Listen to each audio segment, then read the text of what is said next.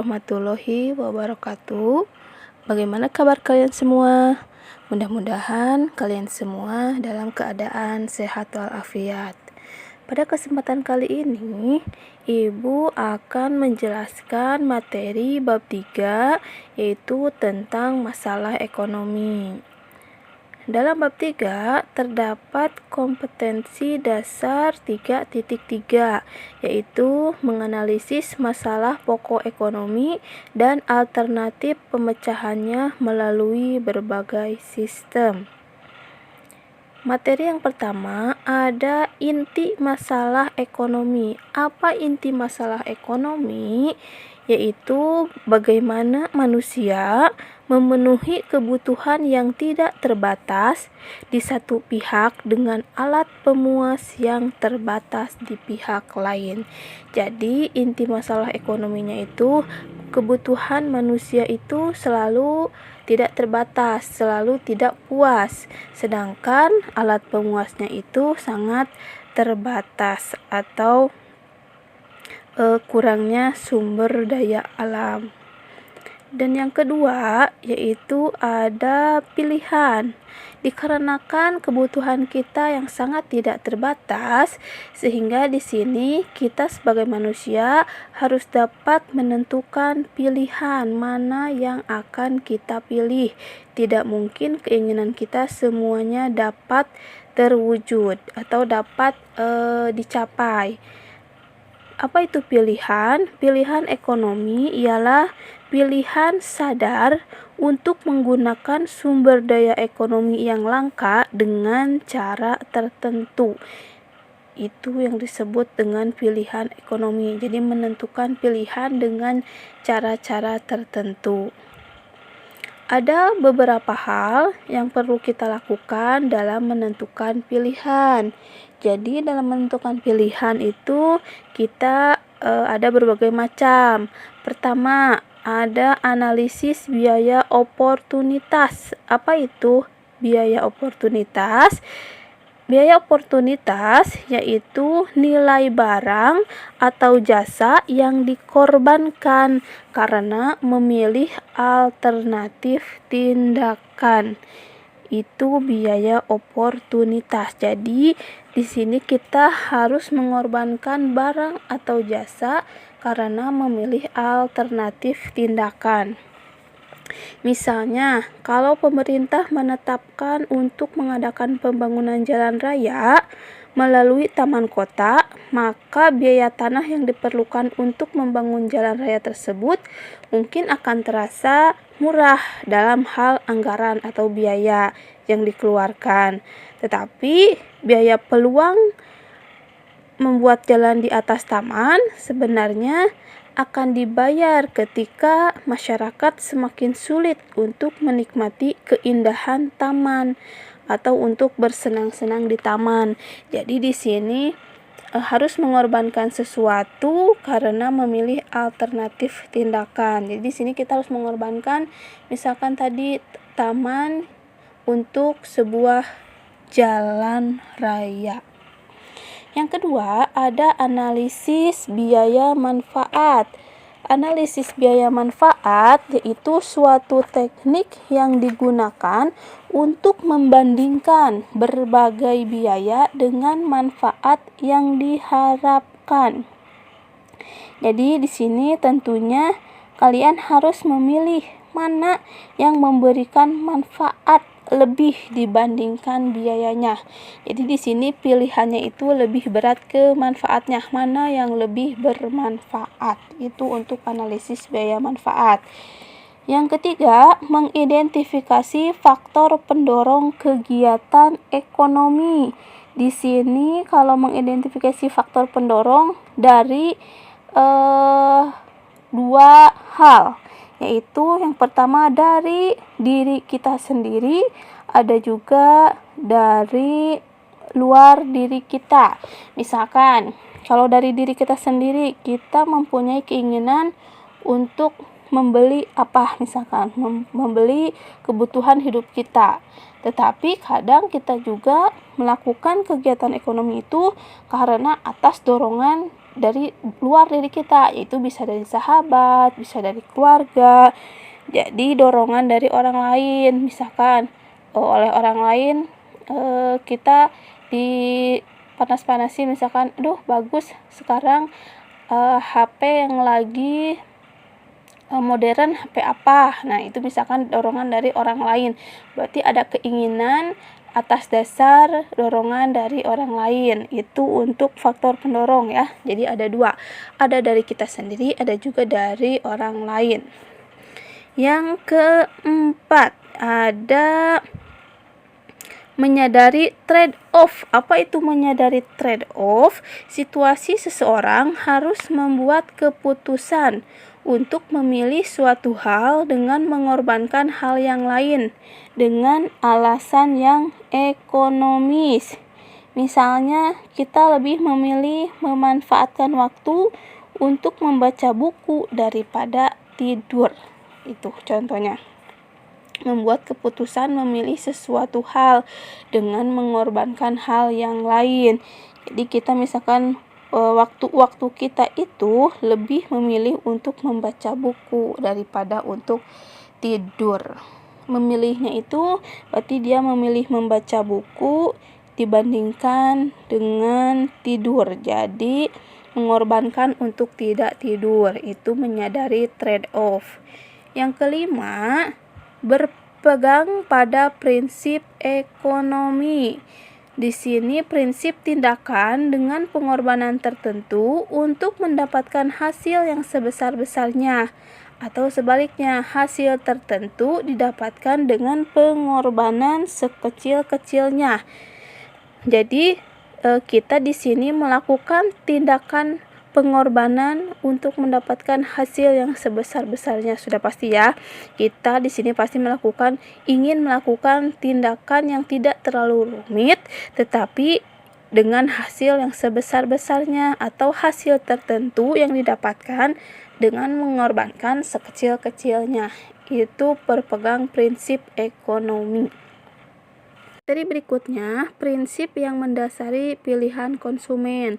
Pertama, pendapatan yang terbatas mengharuskan pembuatan pilihan karena penghasilan atau pendapatan kita yang terbatas atau dapat habis. Jadi di sini misalkan kita mempunyai dua keinginan, antara misalkan kita ingin membeli tas atau sepatu.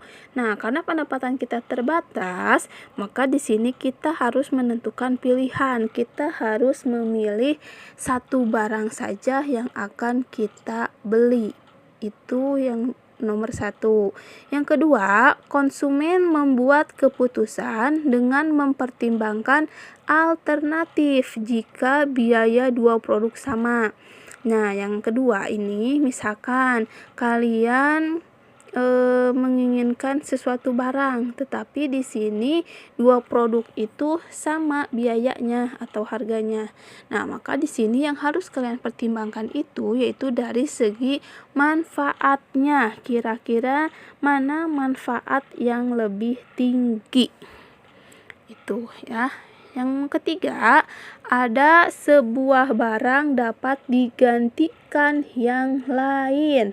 Maksudnya di sini misalkan kalian ada dua keinginan. Misalkan kalian antara ingin mie ayam atau lontong sayur. Nah, kira-kira yang bisa memuaskan rasa lapar kalian itu apa? Jadi kalian di sini menggantikan keinginan yang satu dengan keinginan yang lain. Yang berikutnya, konsumen harus membuat keputusan tanpa informasi sempurna, tetapi pengetahuan dan pengalaman akan membantu. Jadi di sini kita membeli suatu barang mewah, misalkan seperti mobil, dibandingkan dengan mereka yang membeli pensil atau handuk. Apakah memerlukan pengalaman atau pengetahuan? Tentunya tidak ya kalau untuk pembelian pensil dan handuk. Jadi di sini konsumen membuat keputusan tanpa informasi sempurna, tetapi pengetahuan dan pengalaman akan membantu. Kalau kita membeli pensil atau handuk, kita tidak memerlukan informasi yang sempurna, tapi dengan pengetahuan kita atau pengalaman kita itu juga membantu. Yang kelima, terjadinya hukum nilai marginal. Apa itu hukum nilai marginal? Hukum nilai marginal yaitu misalkan kita menyenangi es krim, tetapi di sini kepuasan marginal yang kita dapatkan mengkonsumsi es krim ini akan makin berkurang. Kenapa? Itu ketika kita makin banyak mengkonsumsinya. Misalkan sehobi-hobinya kita dengan es krim, tetapi jika kita terlalu sering mengkonsumsi es krim, lama-kelamaan juga akan terasa bosan. Nah, itu hukum nilai marginal. Jadi semakin kita mengkonsumsi es krim, maka es krim yang kita hobikan itu lama-lama akan terasa bosan, ya. Itu terjadinya hukum nilai marginal. Atau kita misalkan gemar memakan bakso, tetapi jika kita terlalu sering atau setiap hari memakan bakso, lama-lama kesukaan kita terhadap bakso itu akan memudar karena terlalu sering. Selanjutnya ada biaya peluang. Apa itu biaya peluang? Biaya peluang adalah segala sesuatu yang dikorbankan untuk mendapatkan sesuatu. Jadi biaya peluang di sini ada hal yang harus dikorbankan demi mendapatkan sesuatu. Di sini contohnya ada sepasang suami istri bertamasya ke tempat hiburan untuk menghilangkan rasa jenuhnya. Untuk keperluan itu, mereka harus membayar biaya transportasi sebesar 300.000 dan membeli tiket masuk 100.000. Jadi di sini jika mereka bertamasya itu, mereka harus mengeluarkan uang 400.000 karena untuk transportasi dan tiket masuk, ya. Nah, jika tidak pergi bertamasya, pasangan suami istri itu dapat bekerja dan menghasilkan upah masing-masing 100.000 per hari. Jadi kalau mereka tidak bertamasya, maka mereka dapat masuk kerja dan mendapatkan gaji masing-masing 100.000. Jadi di sini biaya peluang dharma wisatanya itu 600.000. Kenapa? Karena tadi jika mereka tidak pergi bertamasya, maka uang untuk pergi bertamasya yang 400.000-nya itu masih ada. Dan jika mereka tidak bertamasya, maka mereka ada kesempatan untuk bekerja dan mendapatkan uang masing-masing 100.000. Jadi jika mereka tidak pergi dan dapat masuk kerja, maka biaya peluang dharma wisata mereka adalah 600.000. Tetapi jika mereka pergi bertamasya, maka pertama mereka harus mengeluarkan uang 400.000 dan yang kedua mereka tidak dapat bekerja sehingga kehilangan upah sebesar 200.000, ya. Itu untuk biaya peluang. Jadi biaya peluang dharma wisata bukan hanya biaya yang nyata dibayar, tetapi termasuk pendapatan yang tidak jadi diperoleh karena memilih untuk pergi bertamasya. Itu yang dimaksud dengan biaya peluang.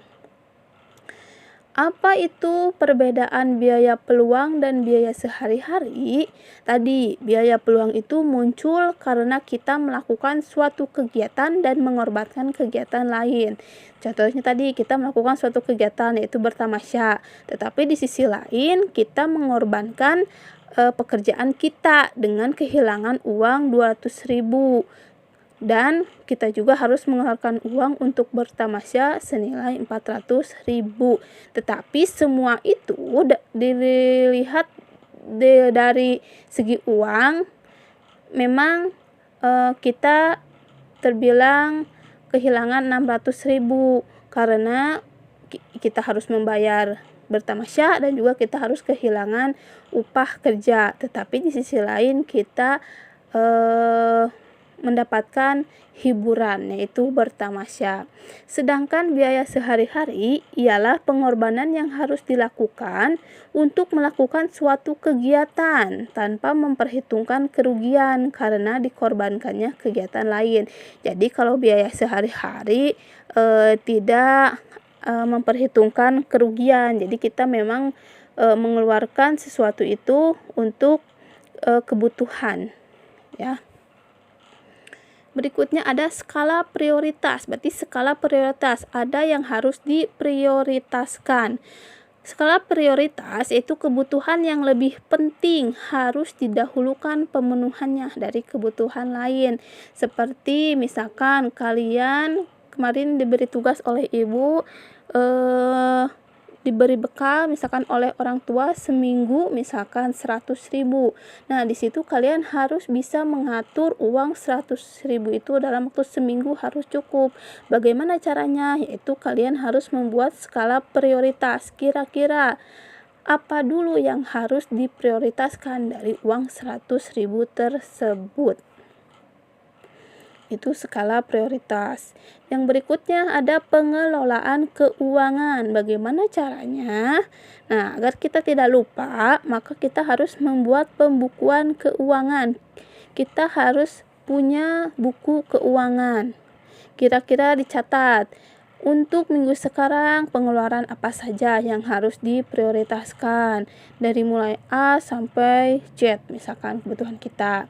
Yang kedua, memonitor dan mengevaluasi secara berkala.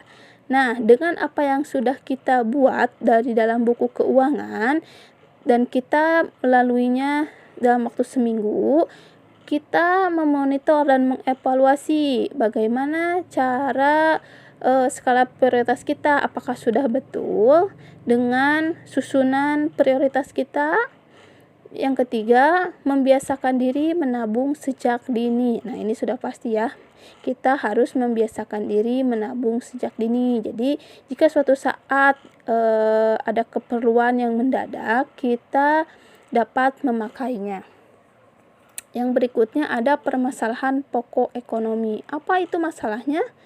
Masalahnya itu barang apa yang akan diproduksi dan berapa jumlahnya. Berarti di sini apakah kita mau membuat makanan, minuman, atau barang lainnya, dan berapa jumlah yang akan kita buat.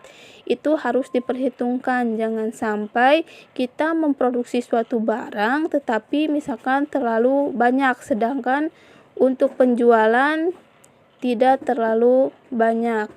Dan kedua, bagaimana cara memproduksi. Berarti di sini berhubungan dengan alat produksi ataupun tenaga kerjanya.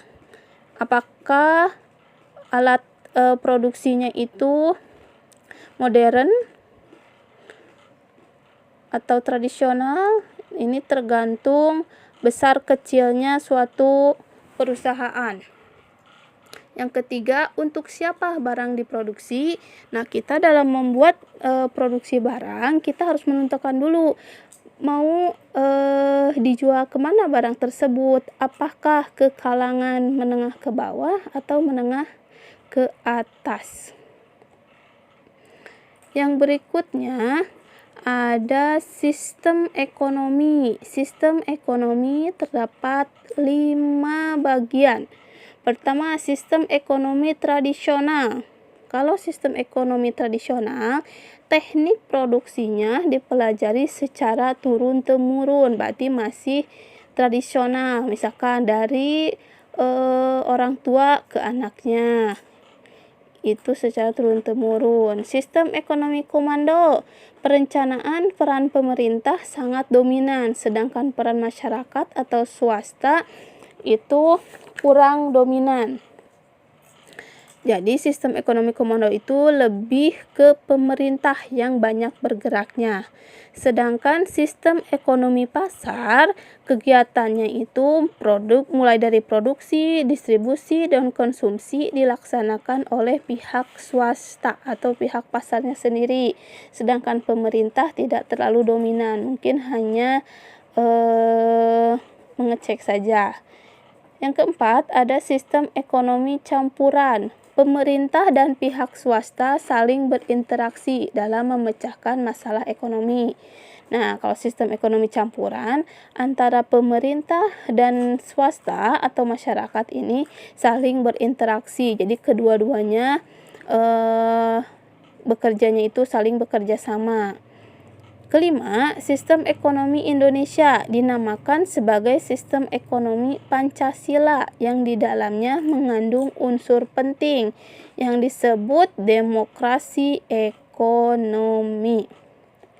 Itu mungkin cukup sekian pemaparan materi bab 3 dari Ibu. Mudah-mudahan dapat dipahami. Sekian dan terima kasih. Assalamualaikum warahmatullahi wabarakatuh.